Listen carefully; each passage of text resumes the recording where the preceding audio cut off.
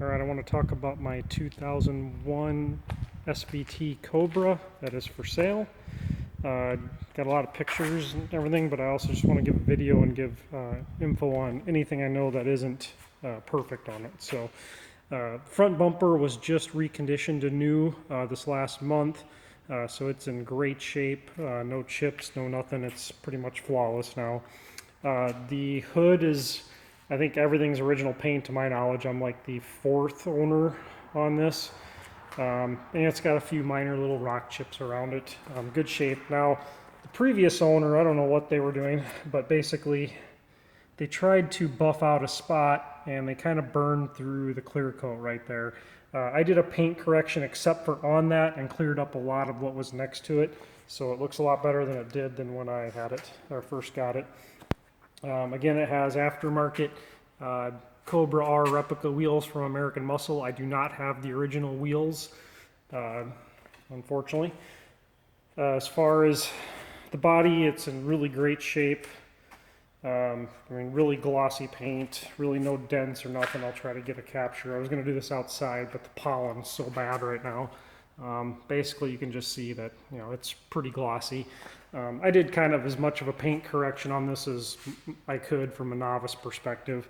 Got 15% window tint. As I said, it's not perfect everywhere.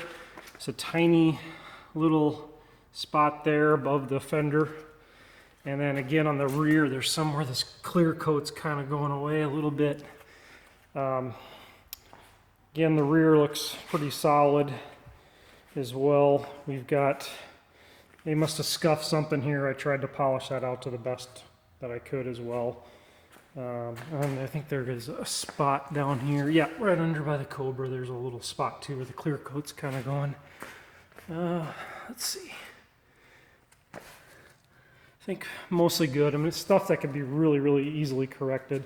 I do think, so the rotors look really rusty because I just washed this and haven't moved it, but in general, I do think that they are rusty and you're gonna wanna, whoever owns it next is probably gonna wanna do a couple, or maybe redo new rotors and pads on it. I think the pads are like 3 or 4 millimeters, so they're getting due as well. Again, I have this pretty much priced to accommodate this stuff. Again, you'll see the passenger side, very glossy, looks pretty good. No complaints here. My biggest obstacle is just black as a pain in the butt to keep clean. But again, I've got 65,400 miles or so on it. I've put less than 1,000 miles on it since I've owned it. Just have other things going on. It's just absolutely fun car to drive. Drives good. Probably the biggest negative that I think I can talk about is the previous owner told me that they did the passenger side secondary chain tensioner with it, and they gave me the part, the MMR upgraded part, to do the driver's side.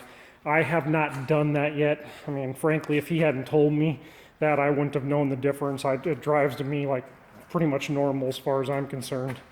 And, you know, so I've just thought about trying to get it preventatively done. Haven't done it yet. So, I mean, I guess it's up to the owner or the next owner what they want to do. As far as the motor, they rebuilt the motor at 56,000 miles. So, you know, 9,000 miles ago it was fully rebuilt, all with Ford genuine parts. Unfortunately, it wasn't forged parts, but they did Ford genuine. They did stage 2 cams, heavier springs, and there's a JLT cold air intake, BBK throttle body. It's been dyno tuned. I don't have the charts, but I've heard I was told it's putting about 340 to the wheels, which does match what I've seen with similar cars with the motors and the similar modifications. So, and I believe it. It's on H&R lowering springs. It does have a Steeda short throw shifter, 15% window tint all the way around. It's got a BBK catless X pipe going to a Borla S-type exhaust. And this thing is brutal loud. Like if I started it up, there's no way I could do this video. It'd be too loud to talk.